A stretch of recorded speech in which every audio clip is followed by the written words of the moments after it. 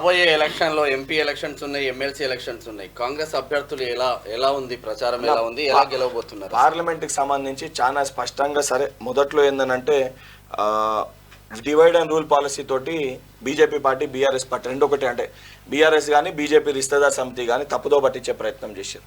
కానీ ఈరోజు చాలా స్పష్టంగా ప్రజలు కాంగ్రెస్ పార్టీ 3 నెలల పరిపాలనలో ఏదైతున్నా 6 గ్యారంటీలు సరే 6 అమలు చేయకపోయినా 5 గ్యారంటీలు అమలు చేసి 3 నెలల నుంచి ఇంత చిత్తశుద్ధితో ఉండి 10 సంవత్సరాలుగా వాడు ఏమి చేయలే.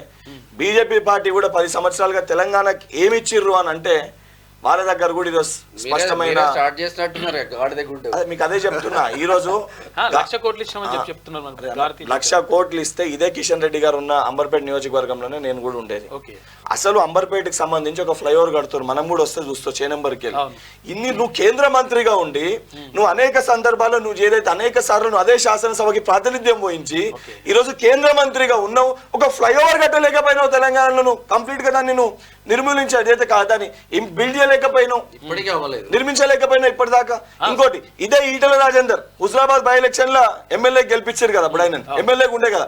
ఇదే మా కమలాపూర్ కుప్పల్ మధ్యలో ఒక రైల్వే బ్రిడ్జ్ ఉంటది, స్టేట్ గవర్నమెంట్ పరిధిలో కంప్లీట్ అయింది, మధ్యలో వేయాల్సిన ప్యాచ్ అనేది సెంట్రల్ గవర్నమెంట్ పరిధిలో వస్తుంది, అది వీళ్ళు కంప్లీట్ చేయలేకపోయారు.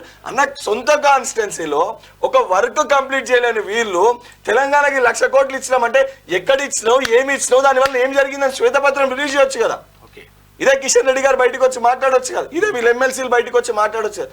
ఇంకోటి గాడిద గుడ్డు అనేది ఒక సందర్భం అన్న, గాడిద గుడ్డు పెట్టదు, గాడిద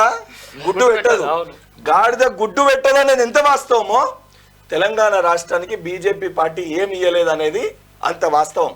ఎందుకంటే మన గ్రామాల్లో మనకు ఒక చిన్నది ఉంటది, సామెత ఉంటది, ఏమి ఇచ్చినవారో నాకు ఇచ్చింది గాడిద గుడ్డ అని, ఏమి ఇవ్వకపోతే గాడిద గుడ్డు ఇచ్చినావా అని అంటారు.